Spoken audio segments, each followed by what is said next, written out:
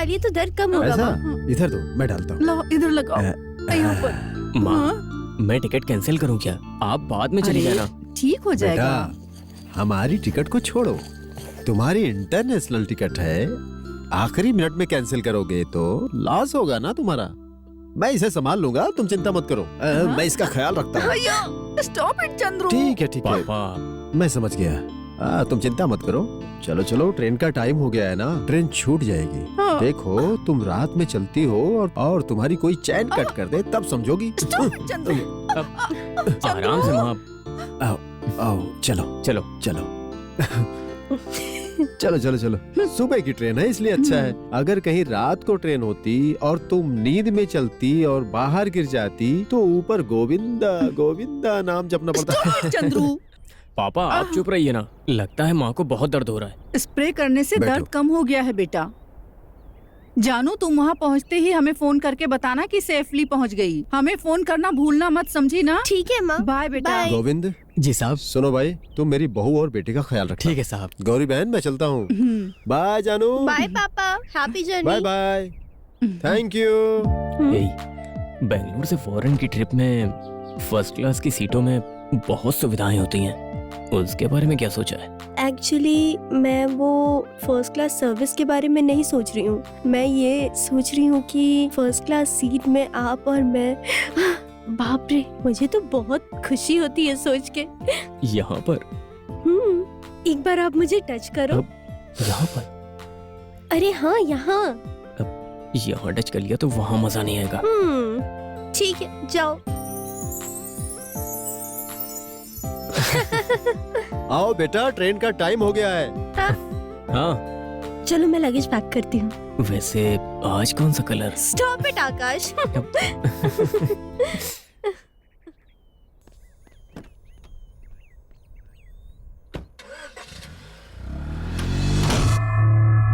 आँख खोलो। Okay, jeep दिखाओ बेटा। ठीक है। दिन में तुम क्या खाते हो? इडली। तुम रोज इडली खाते हो? हाँ डॉक्टर, हाँ? ये रोज इडली खाता है। कभी कभी मैं इसे केलॉग्स खिला देती हूँ। बेटा जरा इधर आओ। रोज दूध तो पीते हो ना? मुझे दूध नहीं क्या पसंद। तुम्हें डोसा पसंद है? वो भी मुझे पसंद नहीं है। तो तुम्हें क्या पसंद है? चॉकलेट पसंद है। चॉकलेट पसंद है ना? Very good. ये लो चॉकलेट। एक और दे दीजिए, वो मैं अपने दादाजी को दूंगा। Oh sorry. ये लो। Thanks uncle. ये बताओ तुम्हारे दादा कहाँ हैं? यहीं तो बैठे हैं। ओके ओके बेटा, ओके। अच्छा तुम बाहर अपने दादा के साथ खेलो, जाओ। ओके। Sir, x ray report. हाँ, थैंक यू। सुनिए, मैं आपके बेटे के बारे में बताने से पहले मैंने एक पेशेंट को हैंडल किया था, उसके बारे में बताता हूं। देखिए, ये लड़की का नाम कल्पना है। अभी इसकी उम्र 18 वर्ष की है। इसे 16 साल की उम्र में मेरे पास लाए थे। इसके परिवार वालों ने भी बहुत कष्ट सहा। ये लड़की सारे विषय में 1 साल फेल हो गई। सुनो, एक बार उसने डिप्रेशन में जाने के बाद आत्महत्या करने की कोशिश की। ये लड़की एक दिन उसने सारी किताबों को लेकर रूम बंद करके पढ़ने लगी और मेहनत करने लगी। उसने 10वीं क्लास में 96% मार्क्स लेकर पास हो गई। कैसे बताएं कि दिन भर उसके पिता उसके पढ़ाई के साथ दिखाई दिया करते थे, लेकिन सच तो यह है कि उसके पिता उसके पैदा होने से पहले मर चुके थे।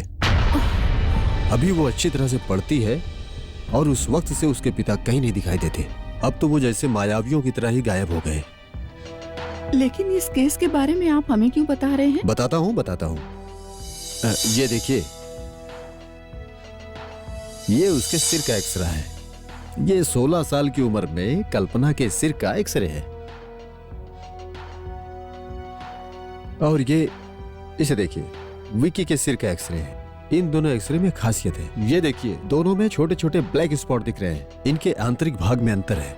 मतलब जब बच्चा पैदा होता है और 2 साल का होता है तब तक ये माथा है ना बहुत ही कमजोर होता है।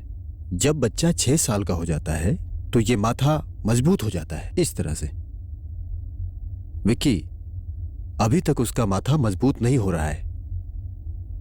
बहुत साल पहले हिंदू और बुद्धों के माथा के अंदर भी ये जो दिख रहा है ना माथे पर सैकड़ों चक्र हैं, ऐसा हम मानते हैं। शरीर के अंदर की बातों को जानने के लिए और मनुष्य के मनोस्थितियों को जानने के लिए इन सहस्त्र चक्रों पर भरोसा किया जा सकता है। मतलब ये जो चक्र है ना इसको स्पिरिचुअल गेटवे कहते हैं। ओके, और मेडिकल साइंस वाले भी मानते हैं इसको।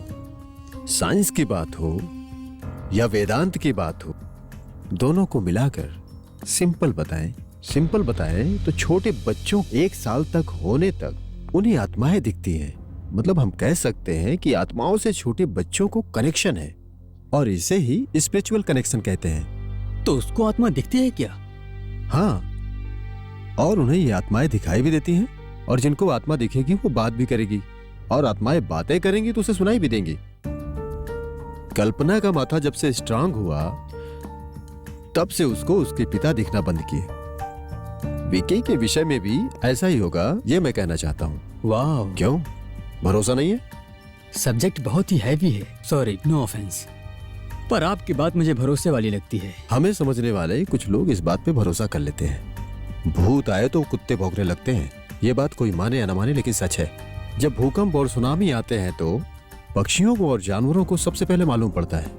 ठीक उसी तरह से बच्चों के पास भी वो सेंस होती है और हम लोगों के पास बिल्कुल नहीं होती है। बच्चों की दुनिया के बारे में हमने बहुत सारे रिसर्च किए हैं, इसलिए उस पर विश्वास करना पड़ेगा, ब्लाइंडली विश्वास करना पड़ेगा। समझ गए? और विकी को उसके दादा दिखाई देते हैं। अब ये भरोसा करना आपके ऊपर डिपेंड करता है। अगर उसको ये सच दिखाई देता है तो विकी किसी दिन अपने दादा के बारे में सवाल करेगा। नहीं तो विकी ने अपने दादा को इमेजिन किया ऐसा समझेगा। इमेजिन करने दो, इसमें क्या गलत है? अगर विकी नॉनवेज नहीं खाता तो कोई बात नहीं, समझे? कैल्शियम सप्लीमेंट शुरू कीजिए, माथे के ऊपर का भाग स्ट्रांग हो जाएगा। स्ट्रांग होने से मदद मिलेगी। देखिए, मोस्ट इंपॉर्टेंट बात यह है कि आप दोनों को अपने बेटे को ज्यादा समय देना चाहिए। उसके साथ खेलिए, हफ्ते में 1 बार उसे बाहर ले जाइए। तब आप देखोगे कि विकी पर बड़े अद्भुत बदलाव होने लगेंगे जो आपको महसूस होंगे। दादाजी ये लीजिए, अच्छा है ये। क्या नहीं चाहिए? कोई बात नहीं, मैं खा लेता हूँ। विकी, चलो चलते हैं।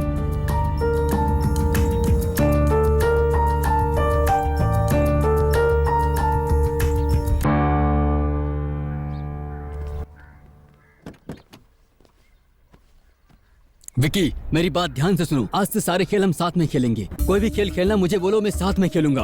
और दादा के साथ, राज के साथ खेलना बंद करो, समझे ना? दादाजी को मैं बहुत प्यार करता हूँ डैडी। दादा मर चुके हैं, तुम्हारे पैदा होने से पहले वो मर गए थे। वो इस दुनिया में नहीं है, समझे? छे।